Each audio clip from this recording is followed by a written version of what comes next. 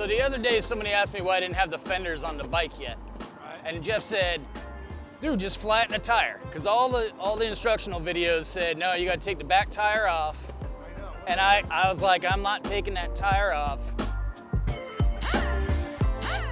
Just take the air out of it, slide it in there. And you know what? It worked.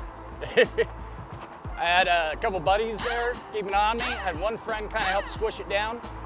You got to squeeze your hand in there, use a short Allen wrench, but it's so much easier than taking the whole thing apart. Somebody lost a hat. Yeah, don't take the back tire off, just let the air out.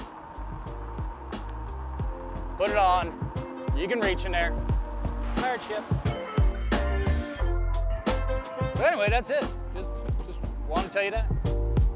See ya.